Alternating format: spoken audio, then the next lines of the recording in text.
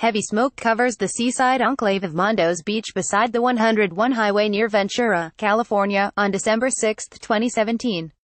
Mark Ralston, AFP. Getty. Massive wildfires are raging across Southern California, threatening thousands of homes and cultural landmarks like the Getty Museum in Los Angeles.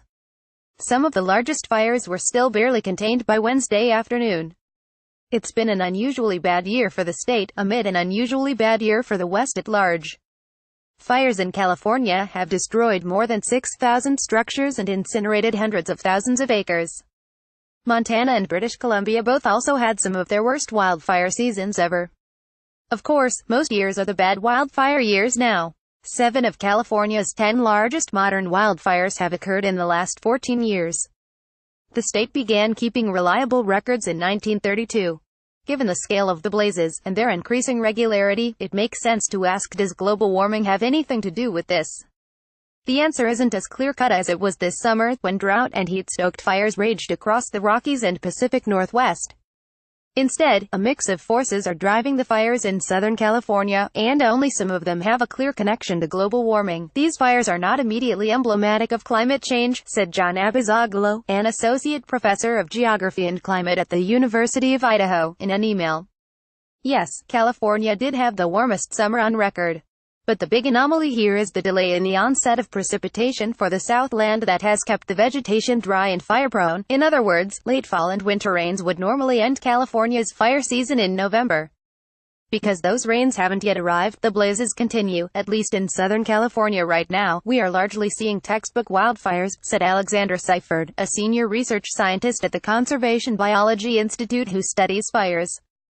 Wind-driven fire events occur most typically in the fall, but can also occur like this, later in the year with fast-spreading, ember-driven fires under Santa Ana wind conditions. Here are some of the biggest factors that are shaping the wildfires in California, and how. Global warming is or isn't changing them. Santa Ana winds. Blame for the wildfires in Ventura and Los Angeles counties lies first and foremost with the Santa Ana winds, famously hot and desiccating gusts that blow from the desert to the coast.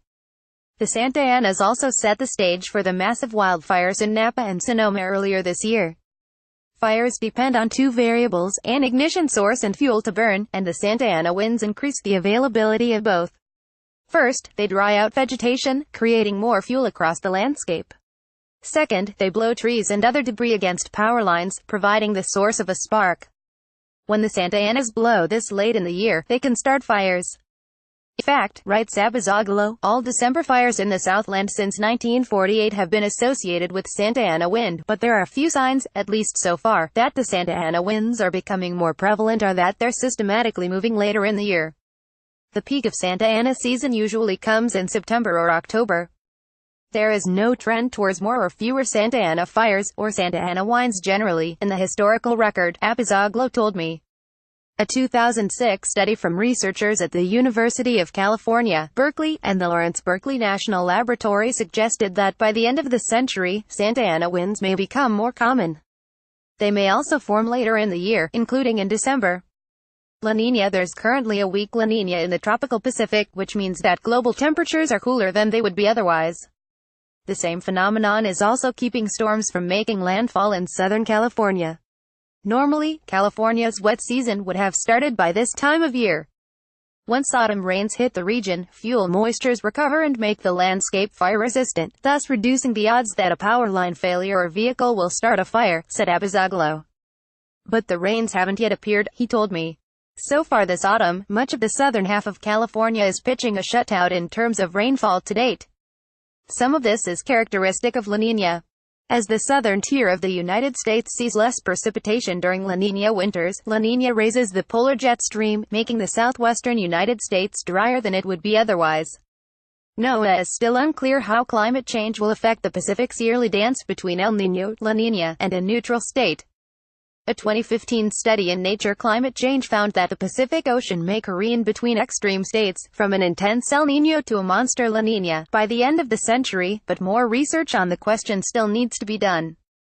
A very cold U.S. East Coast. Even as the West Coast remains warm and dry, the eastern seaboard is settling into some of its first cold weather of the season. This pattern, a warm west, a frigid east, is known as the North American winter dipole. It's caused when the jet stream, which both ferries storms into the continent and generally divides warm air from cold air, gets especially twisted across North America. It rises far into the Canadian Northwest, keeping most of the western United States warm and dry. Then it cascades down across the middle of the country, bringing cold air well into the U.S.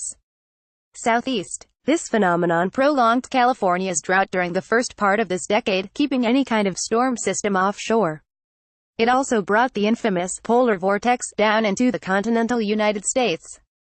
There are a number of theories about how this pattern comes to form, and most of them revolve around climate change, as Jason Same now writes at The Washington Post. Daniel Swain, a climate scientist at the University of California, Los Angeles, argues that the ridge forms in part because the West is warming up much faster than the East. If this is the case, then scientists might expect to see the phenomenon fade in decades to come, as the East Coast catches up to the West. But a paper published this week in Nature Communications takes another view. It finds that the disappearance of sea ice over the Arctic Ocean could change the circulation of the Pacific Ocean, encouraging the jet stream to veer north. In other words, climate change will make something like the North American winter dipole keep reappearing.